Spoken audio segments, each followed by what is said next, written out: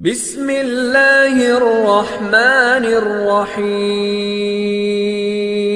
سوال کیا کہ سورہ نازعات میں ہم نے پڑھا ہے کہ فرشتے روح لے کے آسمانوں کی طرف جاتے ہیں، تو قبر میں جو سوال ہوتا ہے منکر نکیر آتے ہیں، تو قبر میں پھر جو باڈی ہے وہ تو روح کے بغیر ہو گئی، کیونکہ روح تو آسمانوں کی طرف گئی ہے، تو وہ کیا ہے، وہ کس سے سوال ہوتا ہے؟ وہ تو پھر صرف مردہ جسم ہے۔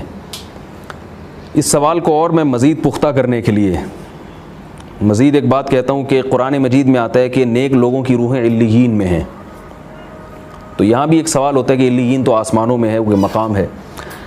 تو دیکھیں، یہ روحیں جب آسمان کی طرف جاتی ہیں تو ان کا اس باڈی سے کچھ نہ کچھ تعلق رہتا ہے، یہ قرآن و سنت سے ثابت ہے۔ وہ کس نوعیت کا تعلق ہے اس کی حقیقت ہمیں معلوم نہیں ہے۔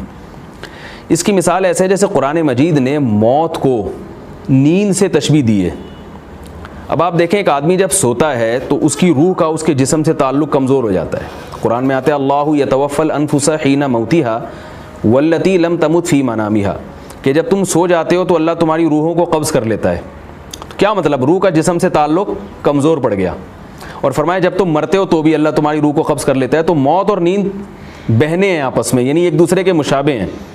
فرمایا کہ پھر کیا ہوتا ہے کہ جب تم اٹھتے ہو تو ہم تمہاری روح دوبارہ لوٹا دیتے ہیں، اور موت میں نہیں لوٹاتے، بلکہ موت میں روح جب لوٹے گی جب قیامت قائم ہوگی، اس وقت یعنی مرنے کے بعد پھر روح لوٹے گی اور پورے زندہ ہو جاؤ گے۔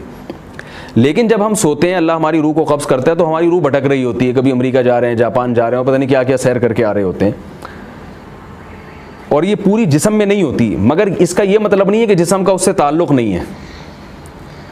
اس عالم خواب میں وہ روح کہاں کہاں جا رہی ہے، مگر اس مادی زندگی میں اس روح کا ہمارے جسم سے تعلق ہوتا ہے۔ تبھی آپ کسی سوتے ہوئے آدمی کے سامنے چیخ کے بات کریں یا بہت زور سے بات کریں، وہ جاگ جاتا ہے۔ اسی لیے جاگتا ہے نا کہ اس کی روح بالکل ختم نہیں ہوئی تھی، بلکہ اس کا تھوڑا سا کنیکشن تھا اس سے۔ تو موت کے وقت بھی یہ کنیکشن کچھ نہ کچھ باقی رہتا ہے، مردے کے کسی بھی جسم کے جزو کے ساتھ اس روح کا تعلق باقی ہوتا ہے، اور برزخ میں وہ آسمانوں کی سیر بھی کر رہی ہوتی ہے۔ تو اس لیے یہ سب ایک دوسرے کے منافی نہیں ہے، کیونکہ ہم نے بھی مر کے دیکھا نہیں ہے، تو وہ ہم اس مادی زندگی کو اس برزخ کی زندگی سے نہیں سمجھ سکتے۔ اور احادیث سے یہ بات ثابت ہے کہ جب ہم مر جاتے ہیں، ہماری روح نکلتی ہے تو قبر سے بھی اس کا تعلق رہتا ہے، مگر اس عالم ارواح میں دوسری روحوں سے بھی اس کی ملاقات ہوتی ہے۔ ایسے بہت سارے واقعات ہیں صحابہ کرام کے کہ موت کے وقت وہ خوشی سے رو رہے ہیں۔